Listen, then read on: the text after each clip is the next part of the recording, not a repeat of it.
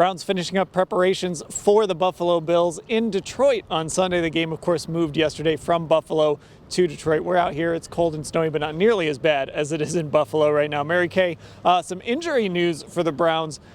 Greg Newsome collided with a teammate in practice today, and now he's being evaluated for concussion. That would be a big loss for the Browns. It really would, and it's deja vu all over again. Last year, Greg Newsome, on the last day of a Friday practice, fell, hit his head on the ground, got a concussion, couldn't play against the Ravens. So we don't know yet, as we're taping this, if he actually has a concussion and is in the protocol. But there is a chance that he might have to miss this game against Josh Allen and the Bills. And Ashley, that's a big deal because you want to try and pick off Josh Allen as much as possible, and he's one of the guys that could do that. Yeah, and he's been prone to interceptions this year, but especially as of late, he has a league-leading 10 interceptions for the season. 6 of those have come in the last 3 games.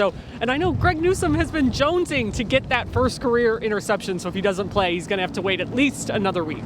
Now, it's not all bad news on the injury front. David Njoku said he's going to play, and Jeremiah Owusu-Koramoah, no injury designation. He will return on Sunday. Mary Kay, what impact does JOK have for this defense? Well, I thought they really missed him in Miami last week, and I think they can really use his speed, his side-to-side range, his agility, and I think he'll really help, not only against, Stephon Diggs and some of the skill players, but also against Josh Allen, who will truck right over you.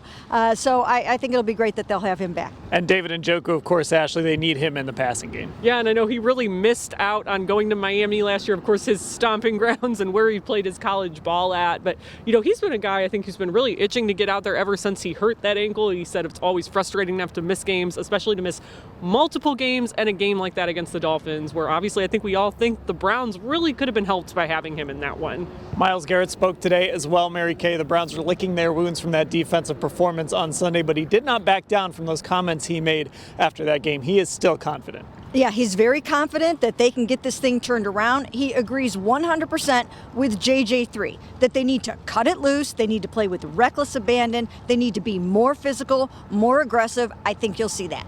And Ashley, we don't even know if the Bills can get out of Buffalo right now. We've all seen those pictures from the snowstorm.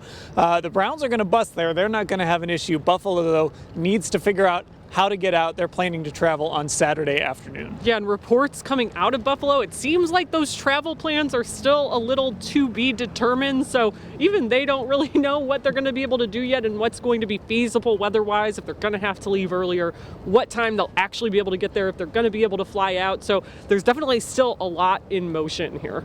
All right, Browns and Bills in Detroit Sunday at 1 o'clock. We'll cover it all at cleveland.com/Browns.